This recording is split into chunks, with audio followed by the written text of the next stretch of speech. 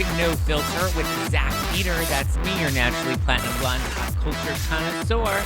I'm the reality TV junkie, self-improvement addict, and host with only the hottest tea spilled fresh weekly. For more hot takes, go and give me a follow at Just Plain Zack. I always keep it funny and I always keep it cute. And if you're like me and you want to stay up to date with the latest reality tea, go and give us a follow at No Filter with Zack on the Instagram, or you can always join our private Facebook group. The link is in the description below. Right now, I hope you are sipping on some fizzy Housewives-inspired wine for yourself, packing a punch at 13% alcohol by volume, less than a gram of sugar. It is my no-filter wine. I like to call it my Housewives watching wine today, or whatever time you're listening to this. I have out my I'm not going out tonight. I'm disengaging, because that's kind of the mood and the vibe that I've been in lately. I'm disengaging. And if you caught last week's interview with Meredith Marks, it has broken the internet. It was all over the place. We were in like E! News, Page 6. Thank you, Evan Reel, for being the first to cover us in Page 6. E! News, Hollywood Life. We were all over the place. People. It was quite a press week. So thank you, Meredith Marks, for coming on the No Filter podcast and spilling that tea. Love me some Meredith. If you haven't checked out the podcast yet, or our interview, it's available on YouTube, youtube.com/justplainzack, or here on the podcast. We have new episodes every Monday, Wednesday, Friday. Okay. We do have a lot to break down today.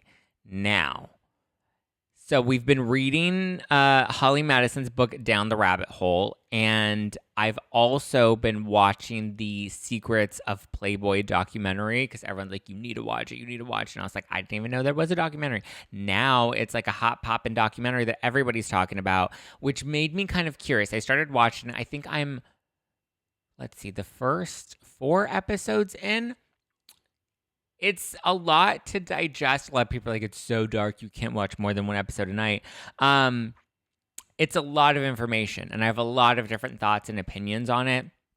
So we will dissect all of that. I've also started watching over the weekend. I started watching Girls Next Door, the first season, because Holly Madison and Bridget Marquardt have been doing interviews, and they are promoting their new podcast, Girls Next Level, which is where they rewatch old episodes of Girls Next Door and then kind of relive it and retell what was really going on in these episodes and in those scenes. So I am rewatching it. And I've heard some of their opinions about it, and I don't know if, I get it when you're watching reality TV and you're watching yourself on reality TV, you watch with a more hypercritical lens, where I don't know if I necessarily got the same impression just as an objective viewer that they were getting of themselves in their edit. It is interesting. I went back and was kind of looking into, since we are reading Holly's book, I wanted to know, what's Kendra saying? What's Bridget saying? So we will be recapping some of that. Bridget and Holly were just on Heather McDonald's Juicy Scoop podcast. I know I posted a video of everything Bridget has said about Hef, the mansion, and Girls Next Door. A lot of people in the comments were like, you took all this information from Heather McDonald and you didn't even really properly credit Heather McDonald. I tagged Heather in the comments. I tagged Heather in the caption. I just want to clarify that you can only fit 1 minute and 30 seconds into an Instagram reel video. It was not an intentional snub to not actually say Heather McDonald of Juicy Scoop. I love Heather. I've had her on this podcast. So it was not an intentional snub at Heather. It was a fantastic interview that Heather gave, and everyone should go and listen to it if they really want more. I'm just going to pull some of the tidbits. I did watch Kendra Wilkinson's interview on the Juicy Scoop podcast with Heather McDonald. Highly suggest everybody go listen to Heather McDonald. Subscribe to Heather McDonald on YouTube. Subscribe on Apple Podcasts. Go give her a follow on Instagram. Give her a follow on Twitter. Go sign up for her Patreon. I love Heather McDonald. There is no shade to Heather McDonald. I love her. I love Juicy Scoop. I'm a part of the Facebook group. Please stop coming for me on the internet. But so I did listen to Holly and Bridget's interview, and I listened to Kendra's interview, amongst many, many, many other interviews. I was consuming everything on YouTube. So we will be breaking down everything that Bridget has said and everything that Kendra has said.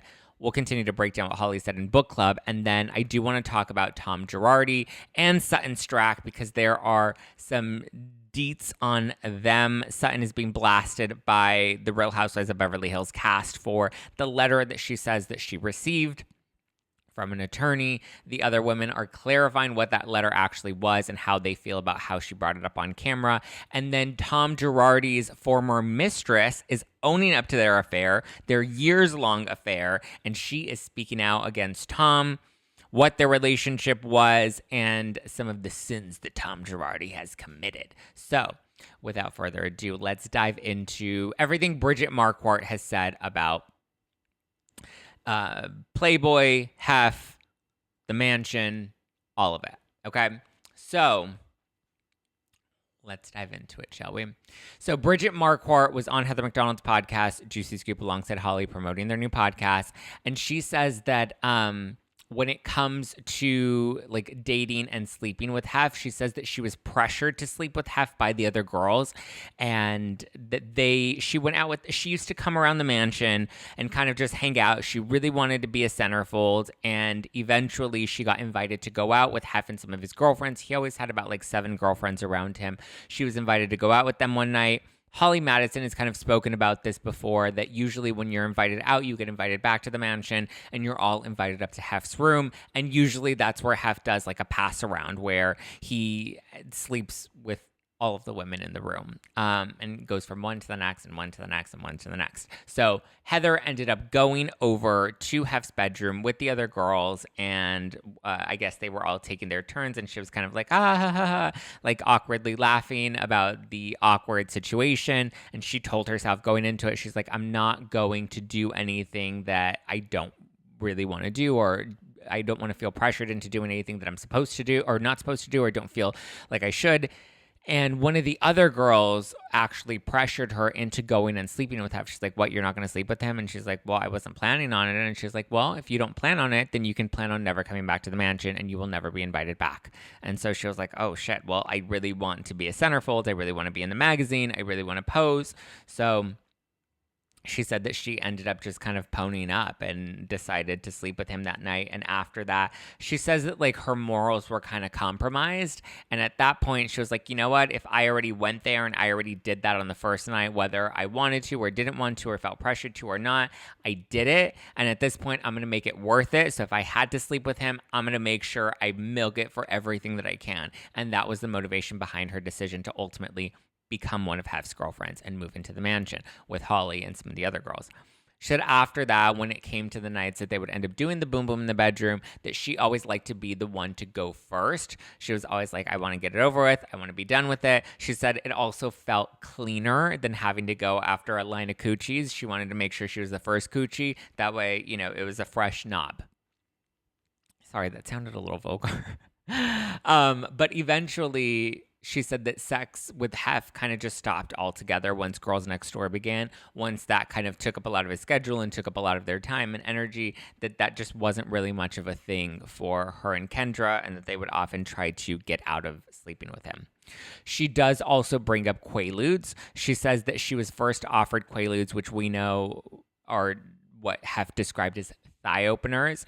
And she says that when she was first offered the Quaaludes, which was the first night that she went out with Hef and the girls, that she initially declined. And the other girls were like, no, don't decline them, because if you decline them, then that means he's going to stop giving them to us. And we don't want him to stop giving them to us. So they pressured her to at least accept them, even if she wasn't planning on taking them, because she said that she never wanted to, but the other girls, whether they were dealing them on the side or whether they were just taking them because that's how they were able to get through, you know, sleeping with him afterwards, whatever their motivation behind it was, the other girls didn't want to give up that opportunity. So she said that she would accept them from him, but just throw them in her purse. And she said she never actually took them. And her and Holly both say that they just stopped altogether at one point, and he just stopped giving them out. So unclear as to why, but they said at some point they just remember it kind of stopping altogether.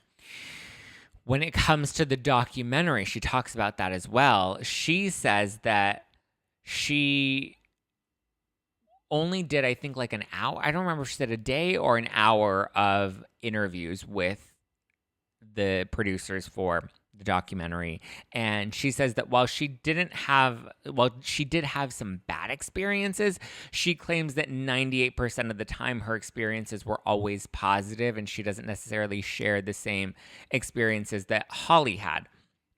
But she said that she was, or I guess she didn't say that she was disappointed, but she seemed disappointed in the fact that none of those interview bites made it into the Secrets of Playboy documentary. It was all only clips from her in the second part of the docuseries. There are 12 episodes altogether, but the second one was called, I believe it's called Girl Next Door, and that one primarily focused on Holly.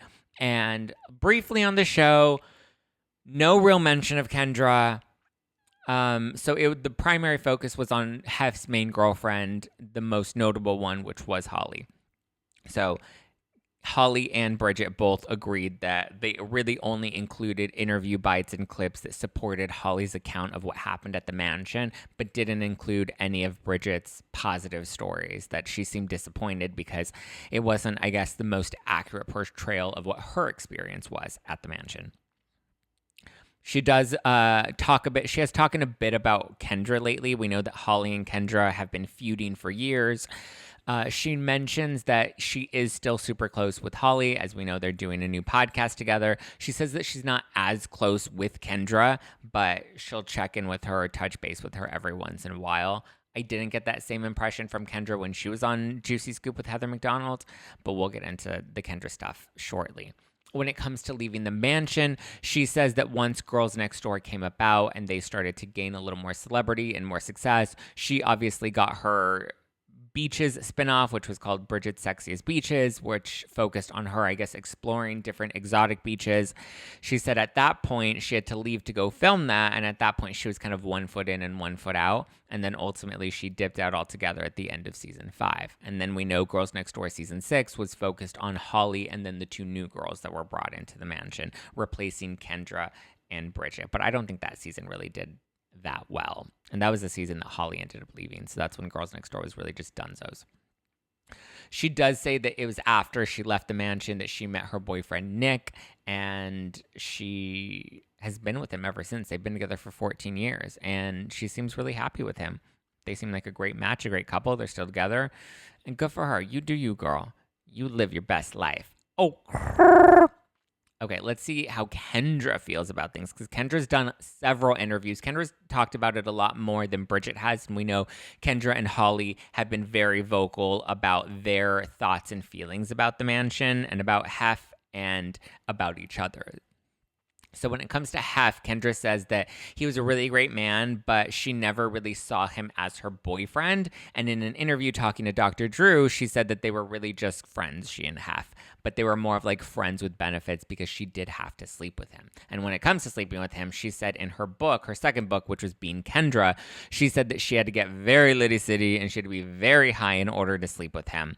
But she said that there was really no way around it. It was kind of just part of the job. She would clock in and clock out. She'd rally up, do the deed, and be done with it in about a minute. And then Hef was on to the next. They all kind of describe it as only having to be like a 1 minute experience. But I guess when you have 15 different girls, you know, you come, you ride on it, you do, come ride on it, that pony. Na, na, na, na, na. So they come, they ride that pony, and then they bounce off onto the next. Well, they don't, but the next girl comes on to ride that pony fueled by Viagra. So she also claims that she didn't have to sleep with Hef before moving into the mansion, but she said this in retaliation or clapping back to Holly Madison. Holly, as we know from book club, called out Kendra in her book Down the Rabbit Hole for saying in Kendra's first book, Sliding into Home, Kendra claims that Hef gave her a physical key to the mansion and then allowed her to move in right after seeing her photo as one of the painted ladies at the party. He was enamored with her, immediately invited her to move in. Holly in her book says that's not how it happens. You typically don't get a key to the mansion. First of all, you don't ever get a physical key to the mansion, number one. And number two, you don't get in without sleeping with him first. That was essentially your audition before getting in. It was the prerequisite, and she called Kendra a liar. Kendra, for the most part, originally said that she didn't have to sleep with Hef in order to get in, and then when she was asked that question in more recent interviews, she kind of seems to dodge it, which alludes to the fact that Holly was telling the truth, and Holly did call her out for lying.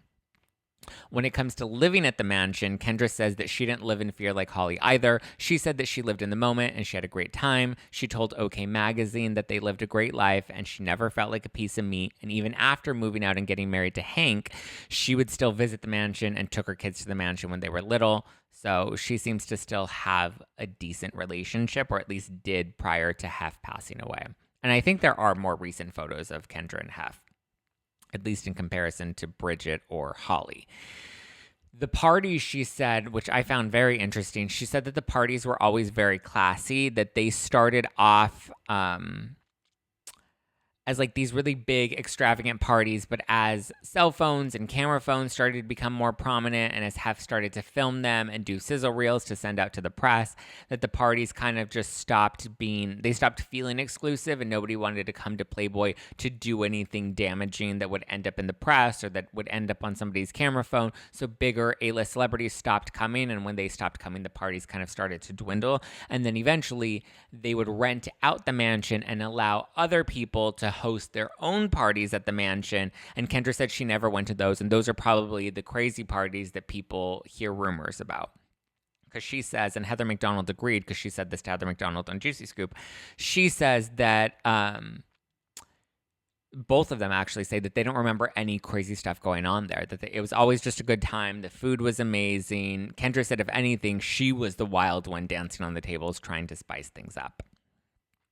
With Girls Next Door, she said that she was initially against the idea of doing Girls Next Door. She wasn't interested, didn't want to be seen as a hooker on a television show. And she's like, I know exactly how they're going to portray us. I know exactly how they're going to, what they're going to say about us. And I want nothing to do with that. So she said that the producers ultimately had to convince her on it.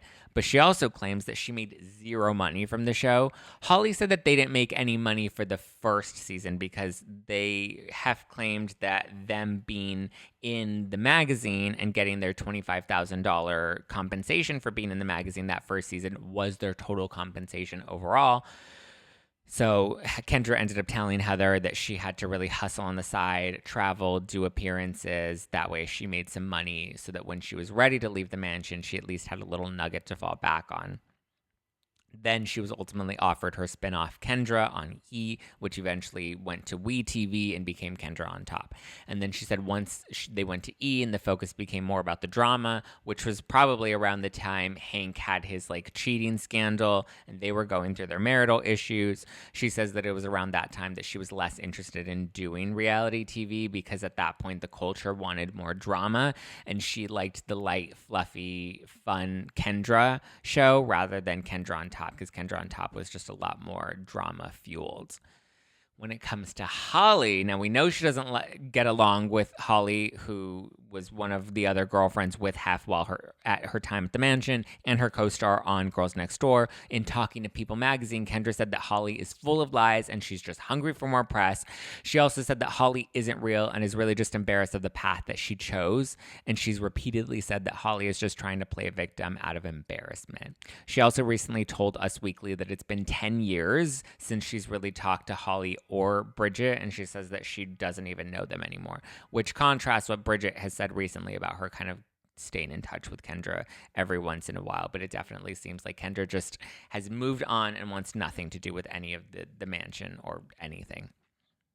On how Kendra feels about Playboy now, she says that it feels like such a lifetime ago that it doesn't even make sense for her to talk about it. And she definitely seems to be irritated when people ask her about Playboy.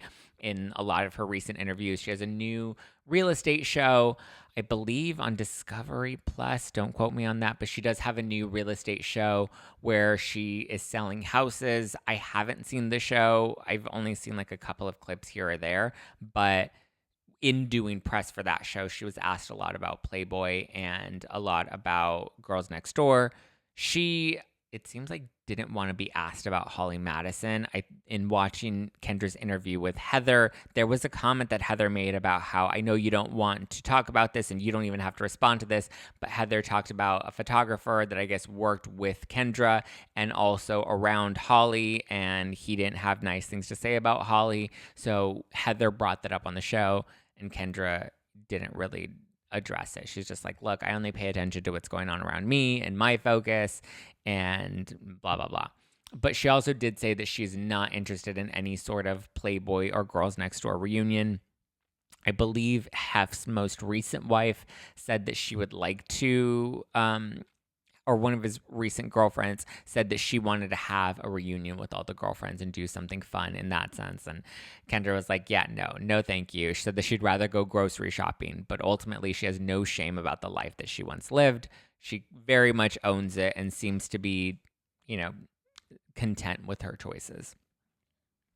So we will continue to dive into Down the Rabbit Hole with Holly Madison. We'll break down the next 4 chapters this Tuesday on our Bravo Book Club. We go live on YouTube and live on Instagram at No Filter with Zack, and YouTube, youtube.com/justplainzack. If you're watching this right now on the YouTube, smash the like button, hit the subscribe button if you haven't done so yet, and be sure to hit that bell button as well. That way you always get the tee up in those notifications. Okay, Tricia A. Bigalow. So we remember, guess who's back again. Tricia A. Bigalow. So remember, Erica was talking about how Tom on his flip phone was, what was he doing? He was talking about, or he was texting other women, and there was a series of screenshots, or I guess photos of his flip phone that Erica posted on her Instagram shortly after, after she filed for divorce. She posted on her Instagram all of these photos of these messages with Tricia A. Bigalow, who's a judge here in California, and Tom Girardi. Well, in a new article for the LA Times, Tricia, via her lawyer, is now speaking out about Tom Girardi, their affair, and where she stands with him today. So her lawyer has now come out and said that, I'd like to call her Gigolo Bigalow. That's my nickname for her. That's what I called her in my Instagram reel where I broke all of this down. Her lawyer is claiming that all of the gifts that she received from Tom Girardi have since been returned to Tom Girardi, or returned to the trustee. Unclear of, I'm assuming she turned stuff over to the trustee. However, there is no actual list of items that she actually received or the value. She kind of just showed up with like a little backpack. Obviously this is hypothetical, I'm paraphrasing, but she essentially showed up with the bag and she's like, look, here's all the gifts that Tom Girardi gave me. Here you go, trustee. Leave me alone. I did my business. I'm good. But nobody knows exactly what Tom gave her over the years. That hasn't actually been fully tracked down or itemized. So it is possible that maybe she turned over some things, but maybe not everything. I don't know if she had, a pair of $750,000 diamond earrings, but it's definitely within the realm of possibility. But her lawyer is claiming she returned those gifts. Now, the LA Times did ask her attorney if she planned on, returning any sort of compensation for the alleged plastic surgery that Erica accused her of receiving. Erica claims she got a new butt. We also remember at the reunion, she talks about how she found messages between a mistress, and she texts back, nice tits, stupid bitch. So uncertain if Erica's clearly claiming that Tricia received a new butt, but it's uncertain if she also received a new pair of breasts or if those breasts were bought for somebody else. But I don't know how you return a butt. I don't know how you get a refund on a butt. I mean, if anything, I would assume she would just kind of compensate for the value of the butt that she got from Tom Girardi. But obviously, if she was able to afford it, I don't think she would have needed Tom to have actually purchased it. But she's claiming that she had no idea that any of the gifts were given to her or purchased with misappropriated funds.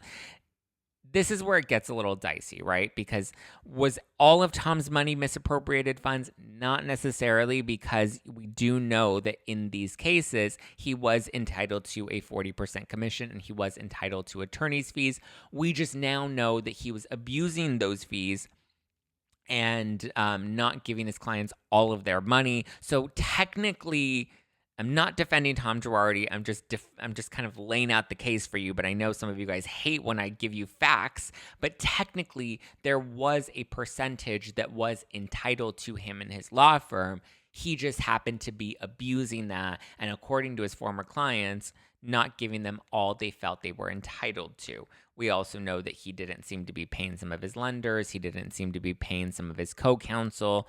So everyone's saying that they didn't receive all of the money that they were entitled to. That's not to say that they didn't receive any money, because we do know he was making some payments, but it does seem like he was giving people the runaround. It does seem like there was a Ponzi scheme that he was running, and there were a lot of misappropriated client funds and commingling of the funds that is definitely not allowed, definitely illegal, and should have gotten him disbarred a long time ago. So Tricia A. Bigalow did step down last year in 2021. I would say, I guess, shortly after the news of the affair broke and Erica doxed her on Instagram. She claims that the affair lasted from 2012 to 2016, so they were seeing each other. It's unclear of what the nature of their relationship was, but we do know that, according to the messages Erica revealed, Tricia A. Bigalow was making sure Tom was writing the checks to pay her plastic surgeon for her new butt. She, when asked by the LA Times about the plastic surgery procedures, her attorney said that medical procedures are private and confidential and that they're not going to address any questions about that. So maybe she returned a diamond necklace, or maybe she returned a pair of earrings, or maybe she returned, a pretty dress to the trustee to liquidate in some way, but it doesn't sound like she wants to return that badonkadonk. So Tricia A. Bigalow, your caboose is still in question. So now there are strict rules between exchanging gifts between judges and attorneys. Her attorney is claiming that she recused herself from any case that was involved with Girardi Keys, so she never oversaw that. So there was never a fiduciary responsibility that she didn't abide by. And on top of that, she says that she was allowed to receive gifts because there's a special stipulation, even though, attorneys aren't supposed to gift judges anything. They're claiming that you can if there's a romantic relationship and the two are actually dating, which in this case, Tom and Tricia sitting in a tree, Kissing. She, I guess, is now owning up to this relationship and willing to give an interview to the press to avoid any, issues with the California State Bar. Obviously, it's not allowed to receive gifts from any attorney, but she, I guess, had to out that they had a romantic relationship and define when that relationship lasted in order to say, at least the gifts I received were kosher and I didn't break any laws. Ethical, moral, I don't know. That's up for the court of public opinion. Doesn't seem very kosher in my eyes. You can't just say, well, we had a romantic relationship. Is an affair really a romantic relationship? Like, are we really trying to paint an Eddie and Leanne Rimes type of love story right now? Because he was technically still married. So who knows how many other mistresses he's had. We do know that there were rumors of, sorry, I wasn't picking my nose. I was scratching underneath my nose. We do know that there was his travel agent that he was rumored to be having an affair with as well in more recent years. She was seen out with him a lot. She was also seen out with him most recently after he was checking into the assisted care facility. We saw them having lunch together in Pasadena. So who knows what's going on with her, but I assume at this point she might be kind of done and out of it. I wonder how many of his flip phone booty calls he's still trying to hit up, because we do know he calls Erica fairly often. And from what she's claimed, he's not all there. Like, he's not fully aware of what's going on. That happens when you ultimately develop Alzheimer's or dementia. So whether or not he's playing it up, whether or not it's continued to develop, is all neither here nor there. But where we're at, guys. That's where we're at with it. Okay, Sutton Strack. So the ladies of Beverly Hills are blasting Sutton Strack for talking about getting contacted by a lawyer regarding the Girardis. In a new episode of the Beverly Hills After Show, Kyle Richards is claiming that she heard about this a while ago and never really thought that Sutton was going to bring this up, that Sutton came to her when she initially received it. And Kyle was like, so it was interesting timing. Dorit then clarified that it wasn't even like a formal letter. It wasn't a subpoena. It wasn't a deposition. Dorit's clarifying that it was actually just an email that Sutton received that was asking if she wanted to participate because she had been so vocal on the show, because she had said that she had heard a rumor about, somebody wanting to leave the law firm because of some shady business dealings, and their wife told them to get out, so the attorney left. So because she was so vocal about that and brought that up on the show and talked about it at the reunion about hearing rumors, this attorney emailed her and said, hey, are you interested in providing some information? Are you interested in turning in, any details that you may know? Sutton ultimately clarified at the last reunion that she doesn't know anything. So Dorit's like, it wasn't anything that she needed to hire a litigator for. It was literally just an email saying, hey, would you like to participate? Sutton naturally passed that over to her attorney. Sutton is now saying that the reason she didn't bring it up initially is because she wanted her lawyer to look it over at first, and her lawyer said not to bring it up on camera just yet.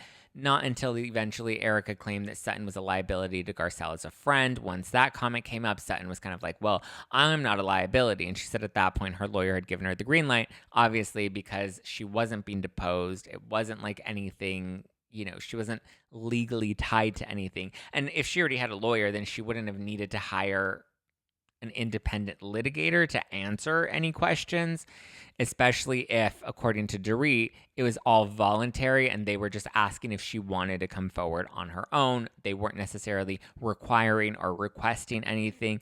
If anything, she could have just ignored it altogether. But for whatever reason, it sounds like she hired a litigator and then wanted to make it seem a lot bigger once she brought it up on the show, which Dorit and Kyle were like, we're really bothered by that because we know what it actually was, and it wasn't as salacious as she was claiming that it was. She received an email. Now, in the actual episode, though, Sutton does mention something about not wanting to go to Chicago. She's like, Chicago's a nice city, but I don't really want to go to Chicago, which leads me to believe that the lawyer that contacted Sutton was actually Jay Edelson of Edelson PC. We know he's the one that was suing Erica for $2 million in Chicago regarding the Lion Air case that Girardi Keys formerly represented. Edelson PC was co-counsel on that case. So I'm assuming Jay Edelson was likely, or someone from his law firm was likely the one that reached out to Sutton to say, hey, do you want to participate in this case? We know that case was ultimately dismissed, and Jay Edelson has reopened or refiled that case here in California under much bigger charges, and it's well beyond $2 million.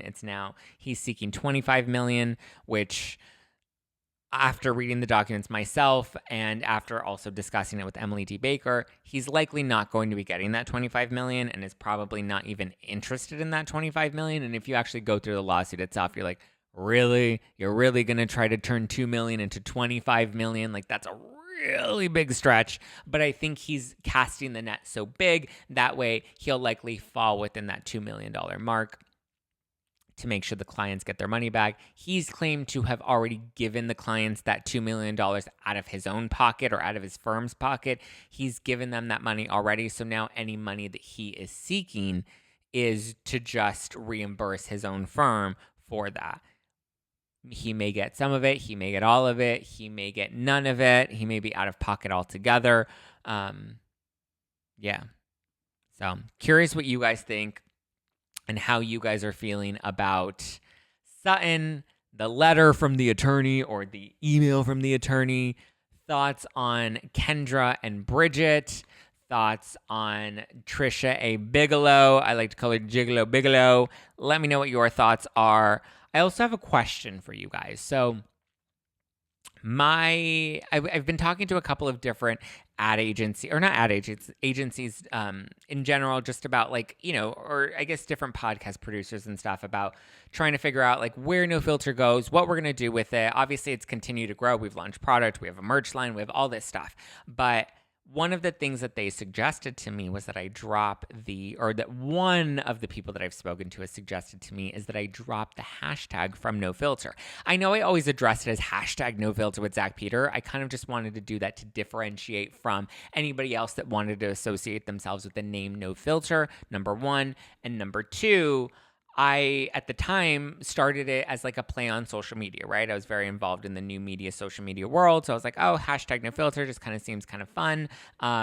It's a play on the hashtag that people often use. Everyone's always like, no filter, no filter. But I have noticed that people know it as No Filter. You know, the No Filter podcast, No Filter with Zack Peter. Even when it's abbreviated with an NF and rarely ever a hashtag. So I'm curious if like, it even matters. Like, do you think it's even like a real thing if the hashtag gets dropped or not? I can still open the show and be like, you're listening to No Filter with Zack Peter. You're naturally platinum blonde pop culture connoisseur. I'm the reality TV junkie, self-improvement addict, and host with only the hottest tea spilled fresh weekly. Spilled fresh 3 times weekly. I should probably add 3 times weekly since we do release episodes every 3 times a week.